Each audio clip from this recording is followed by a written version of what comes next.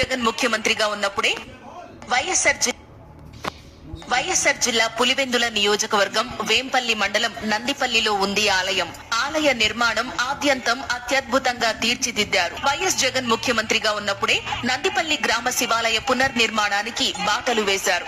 వాస్తవానికి నందిపల్లిలో 150 ఏళ్లుగా ఓ శివాలయం ఉండేది. పూర్తి శిథిలావస్థకు చేరిన ఆ దేవాలయాన్ని ఎలాగైనా పునరుద్ధరించాలని గ్రామస్తులంతా ఎంపీ వైఎస్ అవినాష్ రెడ్డిని కలిశారు.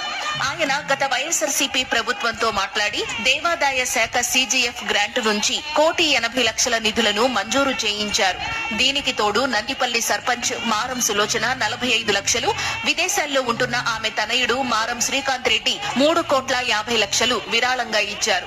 దాతలు మరో 70 లక్షలు విరాళం అందించారు. మొత్తం 6 కోట్ల రూపాయలతో నందీశ్వరాలయాన్ని అత్యంత సుందరంగా తీర్చిదిద్దారు.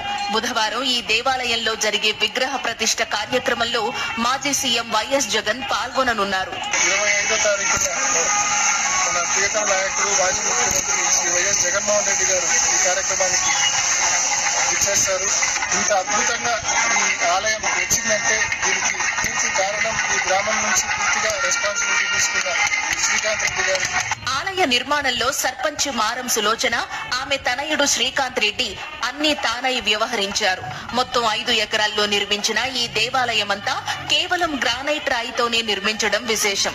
అంతేకాకుండా మూల విరాట్ తో పాటు మొత్తం 27 విగ్రహాలను సైతం ఏర్పాటు చేశారు. గుడి నిర్మించడం మొదలుపెట్టిన తర్వాత అక్కడ గుడి ఆ గుడి ఈ గుడి చూసుకుంటూ గుడి సైజు పెరుగుతూ వచ్చింది. సైజు పెరుగుతూ పోతే బడ్జెట్ కూడా పెరిగింది. సో మళ్ళీ జగన్మోహన్ రెడ్డి గారు సీఎం ఉన్నారు అప్పటికి కూడా. సో మళ్ళీ ఒకసారి ఇడపలబాయిలో కలిసి అన్న గుడి చాలా బడ్జెట్ అవుతుంది, మరి కొంచెం శాంక్షన్ చేస్తే బాగుంటుందని అడిగితే మరి 1,25,00,000 CGF గ్రాంట్ కింద శాంక్షన్ చేశారు. దాంట్లో భాగంగా 25 లక్షలు మళ్ళీ మేము కాంట్రిబ్యూషన్ పే చేసినాం. అంటే గవర్నమెంట్ నుంచి 1,80,00,000 వచ్చింది. CGF గ్రాంట్ అంటే దాతల సహకారంతో 45 లక్షలు కట్టాము. కానీ ఈ గుడి నిర్మాణానికి టోటల్ 6 కోట్లు ఖర్చు అయింది. సో వాటితో పాటు మా కుటుంబ సభ్యుల సహకారంతో మిగతా అమౌంట్ వేసుకొని గుడి నిర్మించాం.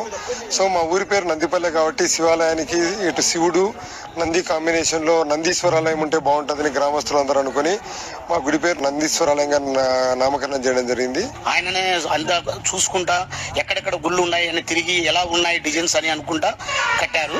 మొత్తం ఆ డిజైన్ తో ఈ విధంగా గుడి తయారవుంది. ఆయన మొత్తం అభివృద్ధి కోసం మా చిన్నమ్మ గారు కానీ ఇక్కడే ఉండి ఆమె సర్పంచ్గా ఉండి దగ్గర ఉండి కట్టించారు. బాగా డెవలప్ ఇదంతా బాగా చేశారు. దేవాలయ ప్రతిష్ఠ కార్యక్రమాన్ని వారం రోజుల పాటు అత్యంత వైభవంగా నిర్వహిస్తున్నారు. పార్వతీ పరమేశ్వరుల దివ్య కళ్యాణోత్సవానికి సైతం భారీ ఏర్పాట్లు చేశారు. హోమ కార్యక్రమాలు, 2వ రోజు ధాన్యాధివాసము, 3వ రోజు ఊరేగింపు, పంచయాధివాసము, 4వ రోజు స్వామివారి యొక్క విగ్రహములన్నీ కూడా కంచి స్వామివారి చేతుల మీదుగా ప్రతిష్టా కైంకర్యము, తదనంతరము మహాకుంభాభిషేక కార్యక్రమం ఉంటుంది. అలాగే 5వ రోజు 27వ తారీఖు పార్వతీ పరమేశ్వరుల యొక్క దివ్య కళ్యాణ మహోత్సవం ఉంటుంది. కావున భక్తులందరూ కూడా స్వామివారి యొక్క ప్రతిష్టా కైంకర్యంలో పాల్గొని స్వామివారి యొక్క కృపకు పాత్రలు కావాల్సిందిగా కోరుచున్నాం. బుధవారం జరిగే విగ్రహ ప్రతిష్ఠ కార్యక్రమానికి వైఎస్ జగన్ హాజరవుతుండటంతో ప్రతిష్టాత్మకంగా ఏర్పాట్లు చేస్తున్నారు. సువిశాలమైన స్థలంలో అత్యద్భుతమైన కట్టడాలతో కొలువు తీరిన నందీశ్వరాలయం నందిపల్లి గ్రామానికి ఆధ్యాత్మిక శోభ తీసుకొచ్చింది. వైఎస్ఆర్ జిల్లా పులివెందుల